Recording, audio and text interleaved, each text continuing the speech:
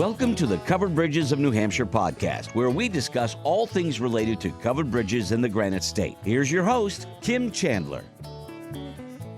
Hello, Covered Bridge people, and welcome to the podcast. Today we're talking with Steve Taylor of Plainfield about the importance of covered bridges in New Hampshire communities.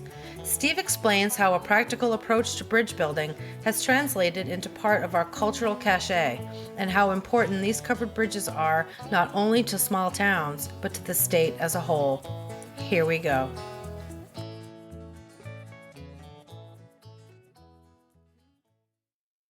In this episode, we're talking with longtime Plainfield resident Steve Taylor about the covered bridges in the Upper Valley towns of Plainfield and Cornish.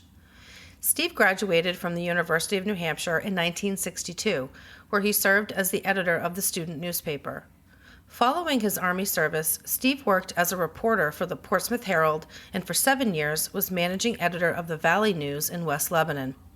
Steve is currently a freelance writer and a speaker on several topics about New Hampshire life. He is the founding executive director of the New Hampshire Humanities Council. With his 3 sons, he operates a livestock and maple farm in Meriden Village and served 25 years as the Commissioner of Agriculture for the state of New Hampshire. Steve served as the Plainfield town moderator for over 30 years and is a lifelong scholar of all things New Hampshire. Thanks for speaking with me today, Steve. I wanted to start out by asking you what it's like to live in a small community that has a covered bridge and what that covered bridge means to you and the other community members. Well, there's just no question the matter of covered bridges in this area where I live has always been one of exceeding community concern. Commitment to preserving as best we can the remaining stock of covered bridges. Most of the people they're all gone now, who in my childhood could recall when we had maybe a dozen in the town of Plainfield and in the town of Cornish. Most of them were built by James Tasker, a brilliant 19th century carpenter, a person who could barely read and write. But he built barns, he built many barns, and he built covered bridges, and he was a genius at it. Of course, his most important work was the Cornish-Windsor covered bridge, which for quite a while was the longest covered bridge in the United States. It remains today, but there have been many threats to that span since it was built in 1866, and each time the community has risen up to make certain that bridge was preserved. There are 4 other Tasker bridges still standing in Plainfield and Cornish, and likewise, we wouldn't have it any other way. We will go to whatever expense to make certain those bridges remain.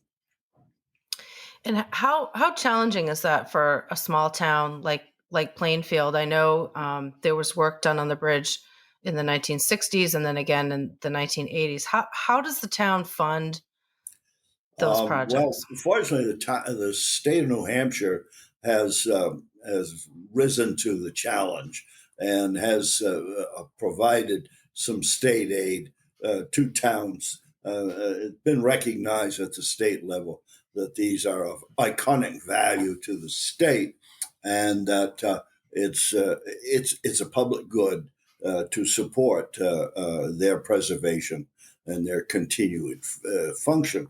But it's not easy, and it can be expensive.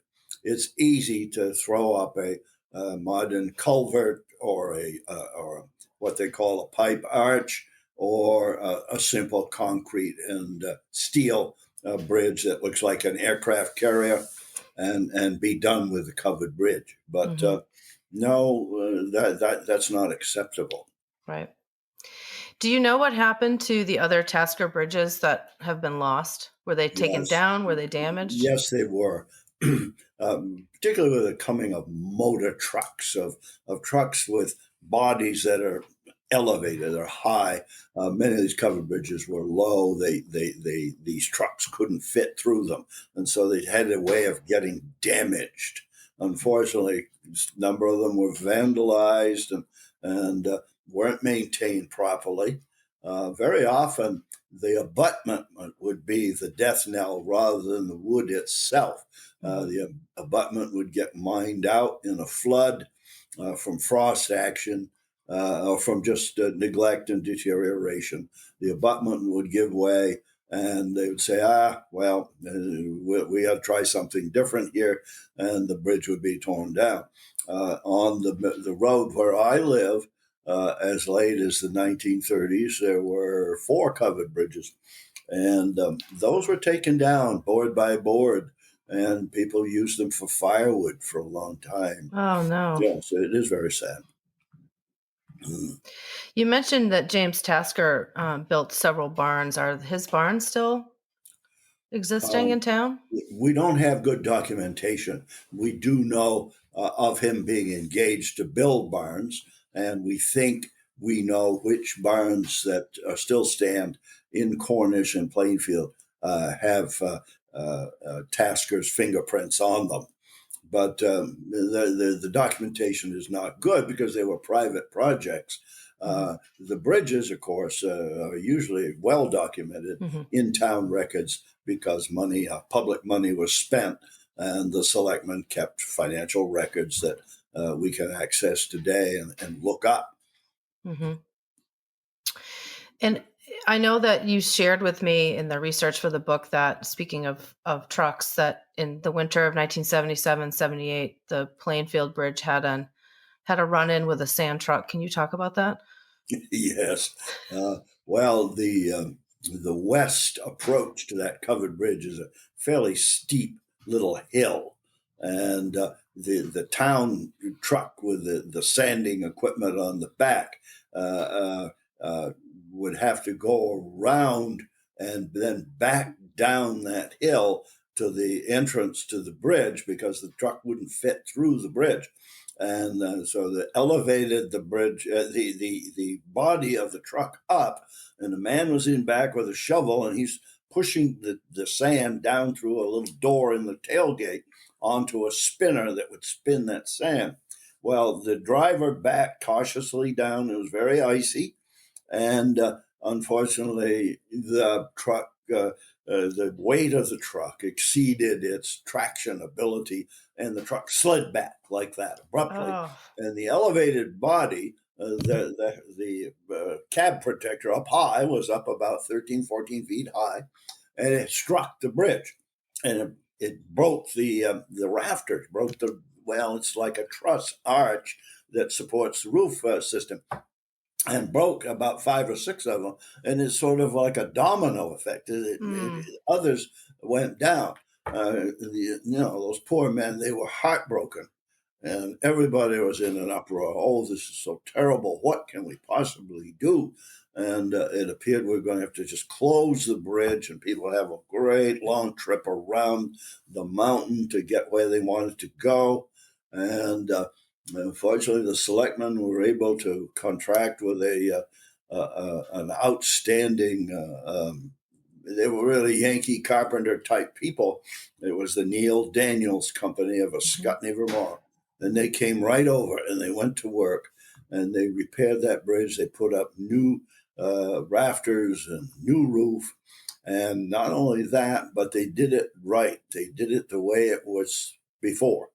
In this sense, people say, "Oh well, just put a metal roof on it, galvanized steel, and it'll do it quickly." I said, "No, we're going to do it with cedar shingles, the way it had been." And so that's what we got it done. It cost the town some money, but the state chipped in a little bit too, and we've been very proud of it ever since. There has been work done on that particular bridge in more recent times. It was reinforced underneath, out of sight where you can't see it, with some steel beams, number one. And then later on, the abutments were repaired and I don't call them shored up. They were improved to deal with the constant action of flood waters and just the flow of water down below, which has a way of mining out concrete over time. And so that bridge was fixed up bang up. And they just recently, in the last couple of years, they pulled up the deck, the planks. They had worn down quite a bit, and that exposed those steel beams. And so they sandblasted those steel beams and gave them a coating of some sort of new kind of treatment that you can put on steel that retards rusting and deterioration, and then installed a new deck. And so we'd like to say that bridge is good for a good many more years if we just take care of it. Right. Sounds like it. Was when that truck slid back into the bridge, was that man still standing on the back? Oh yes, yes. Oh, It could have been a tragedy all over. I mean, he he was doing his best, but it all happened, in a second. Just wow. that truck was just creeping down the hill. The guy was holding it on the brake, and then the wheels just slid on the ice. I mean, the brakes weren't of any use.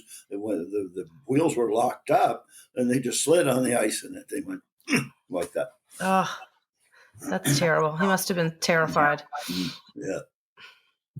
In that area where the bridge is, you talked about the river, and I know that there was a mill there. Can you talk a little bit about the history of that Yes, area? that bridge spans a gorge, a rock, like a notch in the rock formations, and down through history of this community, that has been a perfect mill site because it has a lot of drop of the water flow. Blood Brook, it drops in a matter of about 200 yards, about 80 feet. So that in hydrology or water power, that's a lot of horsepower potential. Mm-hmm.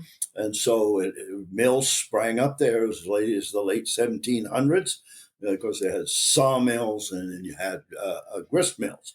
And those were, essential to the development of rural communities down through until the 20th century.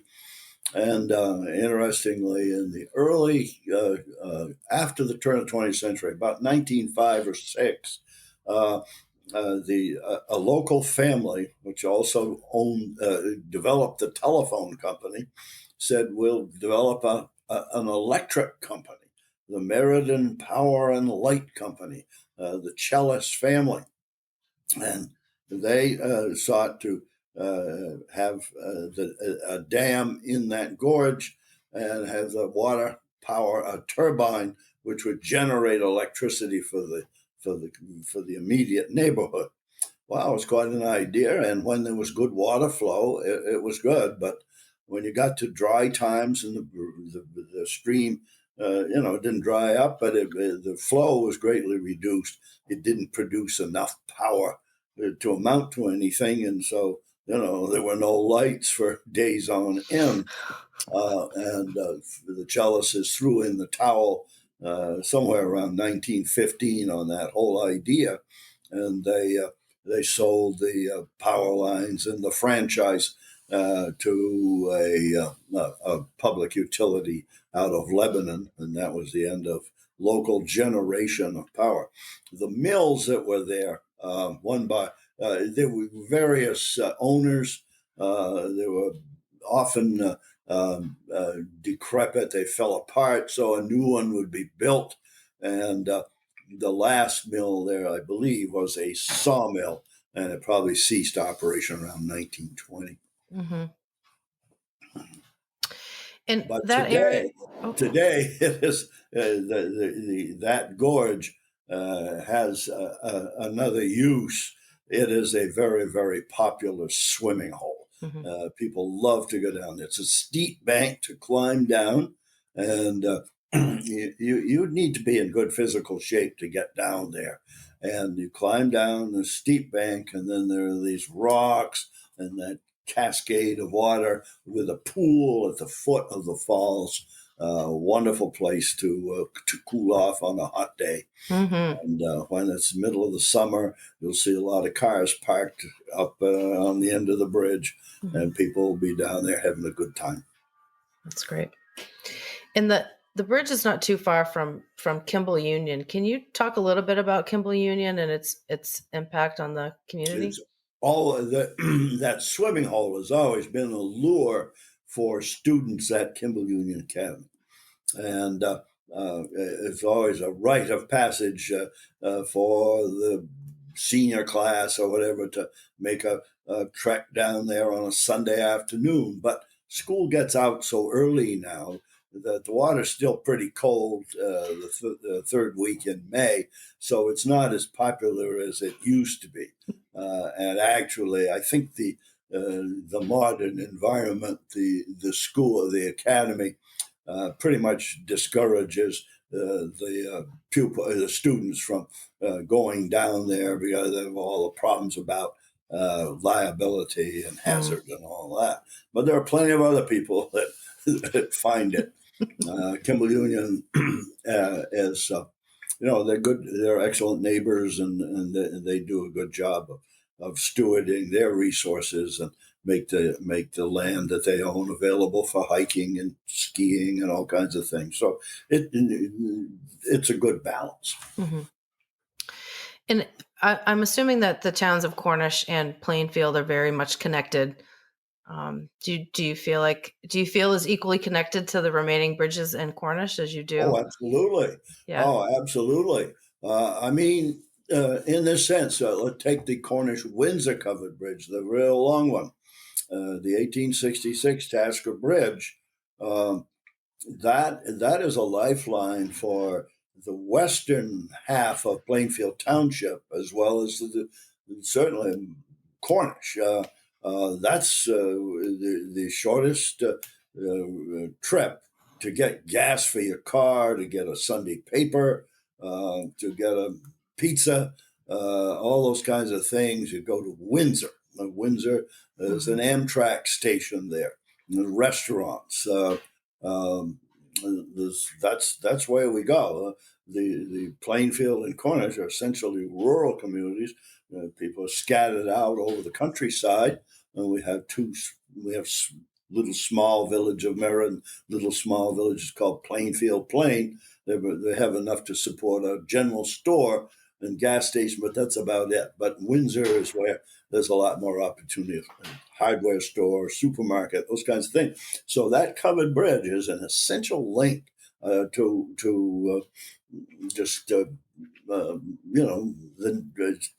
fulfilling the needs of daily living. So that's why that's terribly important to us. And then the other bridges, the Cornish bridges, serve neighborhoods, just as the one in Plainfield does. Essential for people commuting. The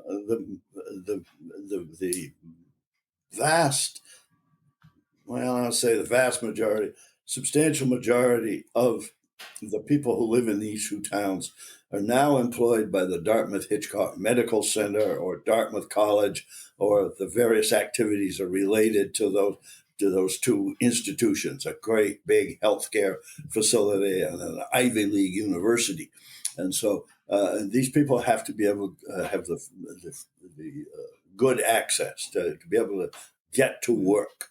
If you're in healthcare at that big hospital and your shift begins at 6 a.m., you have to be there. And so the towns have in the last 30, 40 years, really step up the way they maintain the roads and plow the snow. From when I was growing up in the 40s and 50s, you have a snowstorm, might be 2 or 3 days before the road was plowed out. And you learn to live around that. You might have to walk a distance to get to where you had left your car near the state road, but not today. As soon as those flakes start falling, those town trucks are mobilized, and those men are out there. It's a critical thing. And these covered bridges in both towns are essential links to neighborhoods and access to, well, you want to call it the outside world, but to where employment is. Right. Were you involved in the conversations about the restoration of the Cornish Windsor Bridge in the 80s? Yes. That was in the 1980s. beginning about 1986, determination was made that the covered bridge was failing, and that it would have something would have to be done. I think the highway departments of both states kind of said, well, we need to do a modern bridge to connect Cornish Plainfield with Windsor, and they were going to propose a steel and concrete flat deck type open bridge like that have been built all over those two states for the last 50, 60 years. And there was an uprising, you might say, can't do this, no way. But they just said, well, it's going to cost too much, and you're still going to end up with a bridge that's going to be of limited utility because big trucks won't be able to go through a restored covered bridge. But we had a man who was a retired Army colonel, an infantryman. He had retired and was a small-time farmer.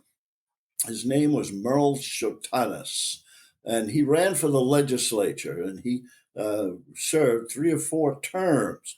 As he developed some seniority in Concord, he took up the cause of preservation of that covered bridge.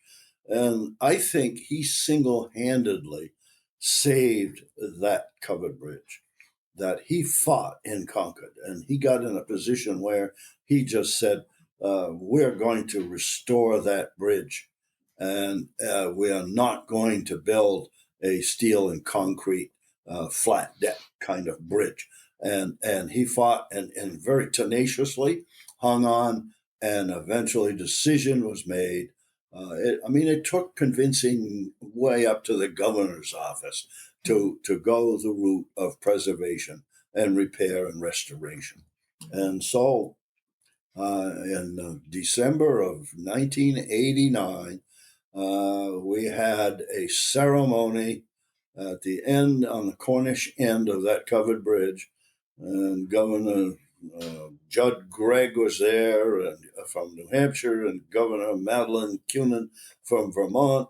The Windsor High School band and all kinds of dignitaries were there, and we had a celebration. I think it was about 0 that day. I think it was so cold that the kids couldn't play their horns in the band, but everybody went. We all went. It was a huge crowd of people, and we cheered when they cut the ribbon, and we saw the first car go through the bridge after it had been closed for about almost 2 years, being restored and just gone through and made safe and everything.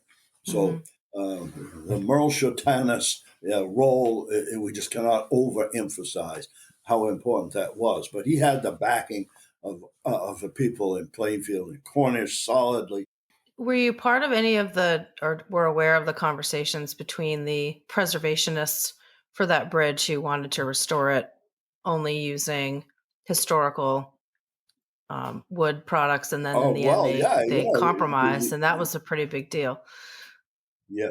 Well, you're right. It wasn't just Merle Shotanis and a few people in 2 little towns. It took a lot of support from preservationists and the tourist industry, or whatever you want to call it, the tourism community. They recognize what an attraction that bridge is. All covered bridges are, but that one in particular, all summer, all fall, there are cars parked there, and people with, Indiana and New Mexico and number plates from all over America are there, and they're taking pictures of that bridge. It's a sight to behold for those people, and it is a beautiful setting.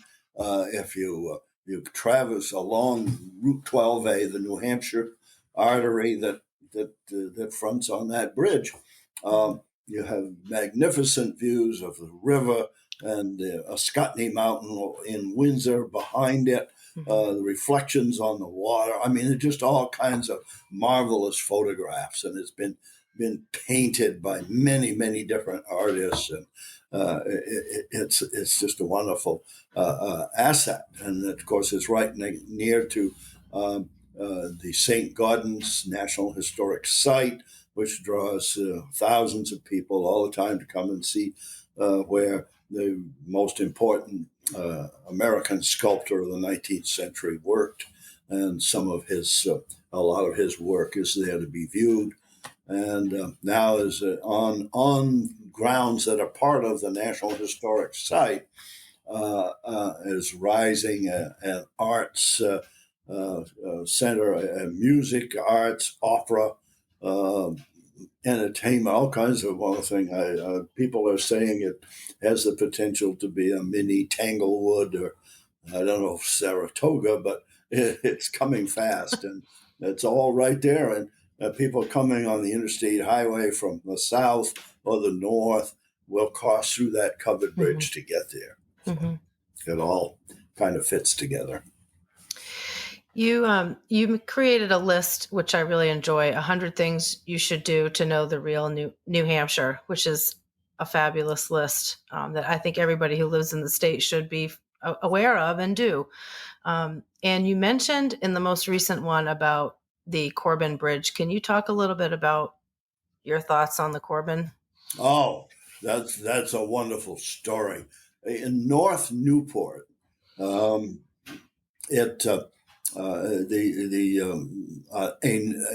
say it's called the North Branch of the Sugar River, courses on the east slopes of Croydon and Grantham Mountains, and a crossing to reach the little settlement of North Newport for almost 200 years was a covered bridge.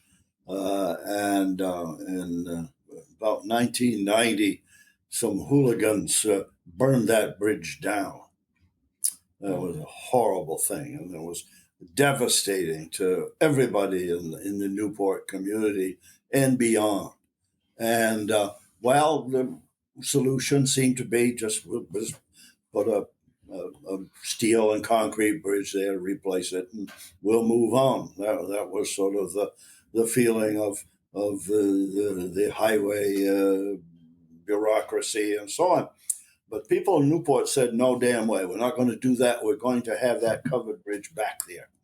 We're going to build that covered bridge back. And well, in Concord, they said, oh, in the town office, they said, oh, that's going to cost a lot of money to build back a covered bridge. And who would do it? We don't know anybody that can do that kind of work today. It looked bad, but the people in Newport said, we're going to do it. And they said, well, it's going to cost a lot more money. And the people in Newport said, we'll raise the money. We'll figure out a way. We'll figure out a way to do that and get that money. Well, by golly, they did. And they did find a bridge builder, a man named Grayton, who his business had been repairing existing covered bridges, but he took a crack at building a new one.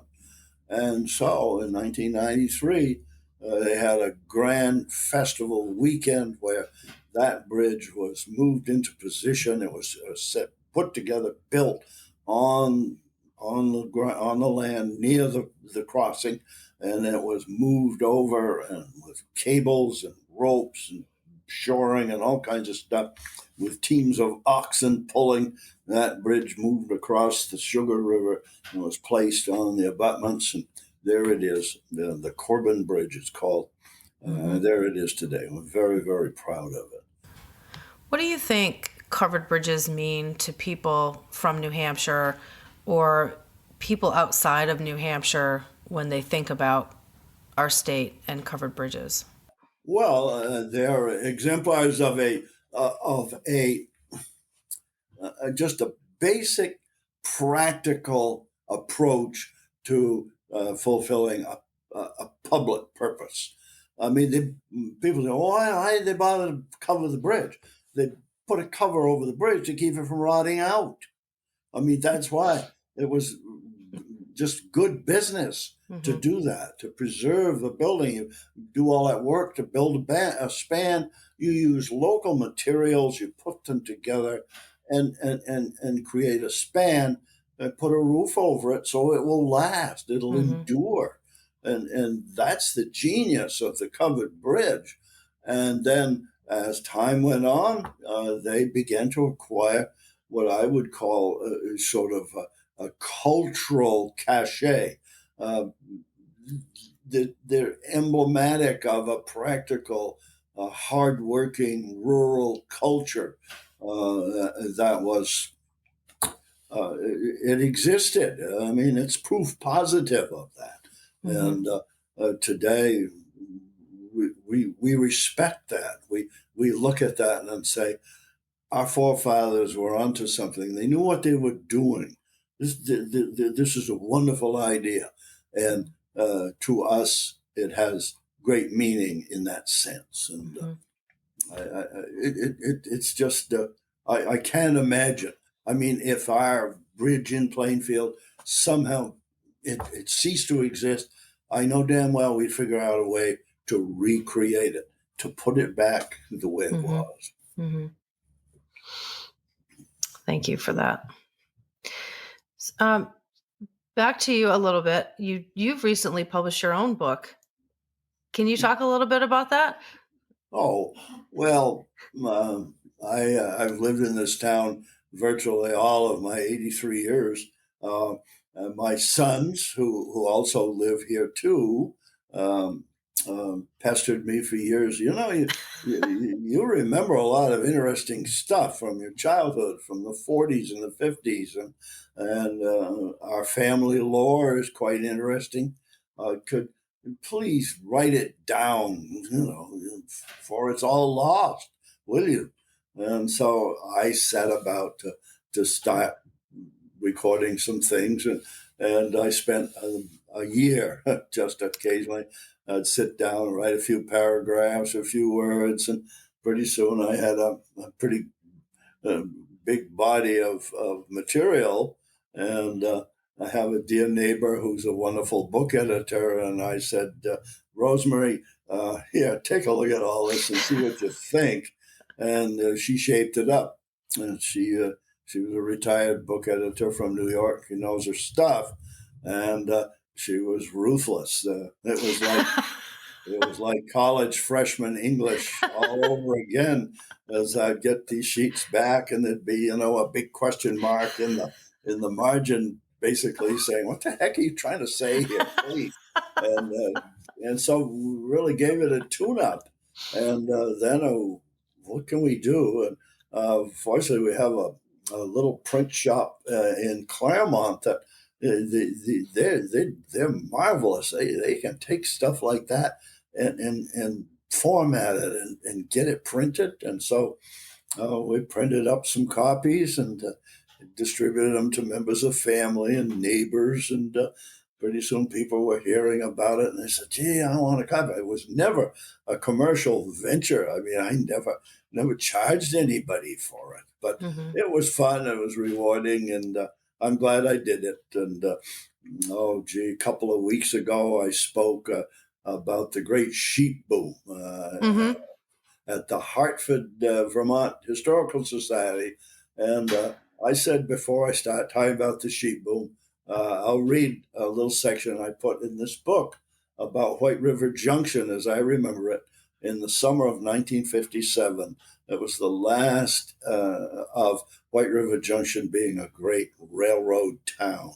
And people said, "Oh, keep reading, and you got more." And I go, "Well, no, it's more about Plainfield than White River Junction." But anyway, those kinds of things, they breed fun, and you had no idea where it might go when you did the project. But I'm glad I did it, and it was fun.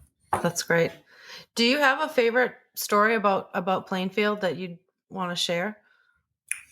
Well, I guess I have to break it out into 3 or 4 different things. I talk about characters and crazy things that happened. That would be one category.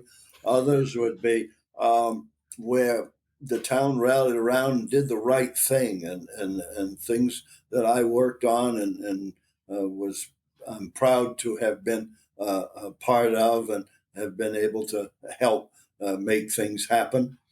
Other things I talk about, oh golly, these are the tremendous changes that have taken place in my lifetime in this town. It's gone from a late 19th century economy and environment to the 21st century. The whole pattern of employment, the environment, the physical environment has changed. All these different things. So I don't have a particular one that I would really dwell on, but I take great pride and pleasure in some of the accomplishments that I was around and witnessed. Building a central school, that was a hard road to get everybody on board to do it, but we did it, and now it's an important. It helps bind the whole town together to have a central school, and I was lucky to have been a part of that. It was fun. But that's great. It's pretty hard to just pick out one story. I can imagine. You'll set me off because. Well, do you have any closing thoughts about Plainfield, about its beloved covered bridge? Well, I guess I would say I'm glad that we have a community of people who value things like our covered bridge. Who value our library, who appreciate the fact that we have nice hiking trails and those kinds of things that we take them for granted. But when you press people about what's good about this town, what do you appreciate most, these kinds of things pop up, and people treasure them, I think. People who have moved here from afar and have no prior experience in this rural New England type culture, they buy into it. They see good things in it. I mean, I know some people come here and they're frustrated that we don't have a good Mexican restaurant or something like that. But by and large, I think what we have accomplished and what we've preserved has value and is important and cherished by our people. That's great. Well, thank you for talking with me today, Steve. My pleasure. Covered Bridges of New Hampshire is created by me and recorded in Hancock, New Hampshire. The song Old New Hampshire was arranged and performed by Josh Black. The introduction is courtesy of Greg Kretschmar. This podcast is a companion to my book, Covered Bridges of New Hampshire. You can find out more about the book, the podcast, blog posts, upcoming events, and an interactive covered bridge map at coveredbridgesnh.com. You can also follow us on Facebook, Instagram, and Twitter at Covered Bridges of New Hampshire. Please rate, review, and subscribe to or follow the podcast on Apple, Spotify, Amazon Music, iHeartRadio, or wherever you get your podcasts. I'm Kim Chandler. Thanks for listening.